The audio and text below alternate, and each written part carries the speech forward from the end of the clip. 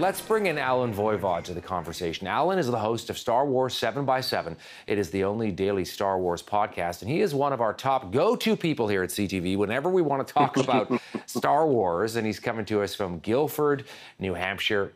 Good to have you with us, Allen. Thank you. Great to be back with you, Todd. How big is Force Friday for Star Wars fans? It's huge. It's essentially Christmas and Black Friday kind of rolled into one. So a tremendous holiday, as you mentioned. Toys, merchandise, books, a whole lot of stuff has come out in support of Force Friday. And because of the Last Jedi film that's coming out now in, let's see, September, October, November, December, well, basically about 4 months or so, there's a lot of hype, right?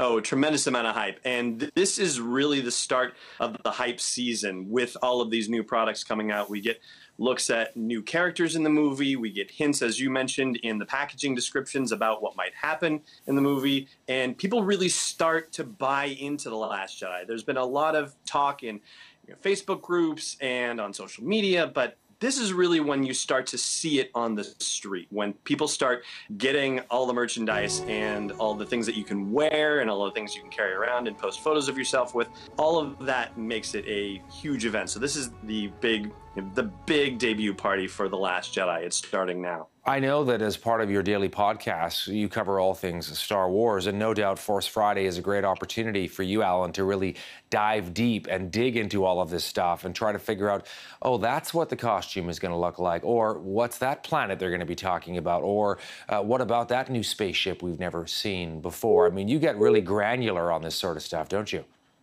Absolutely. So they revealed in the casino city that's going to show up in the movie, they revealed a police speeder and a police officer.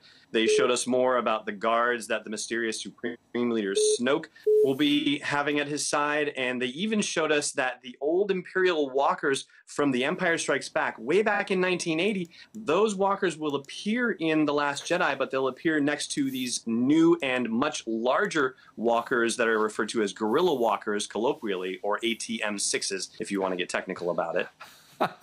How excited are you about this new film, The Last Jedi? I'm really excited about it, and I've been talking to people who have been pointing out the fact that we haven't really heard anything behind the scenes about it, and that's kind of important because with Rogue One, there were rumors about trouble on the set before they hired Tony Gilroy to come help with it. There were rumors about trouble on the set with the Han Solo movie before Phil Lord and Chris Miller were fired and Ron Howard was brought in. There's been none of that rumor talk with The Last Jedi at all. It sounds like everything has been going very well behind the scenes with writer-director Rian Johnson, and a lot of people in the fan community have sort of adopted a "in Rian we trust" mentality. People are very strongly excited about The Last Jedi and about Rian Johnson and what he's going to bring to the franchise. And one final thing about just the sheer power of the merchandise. I mean, that is, such a cash cow for Disney, isn't it? Yes, it absolutely is.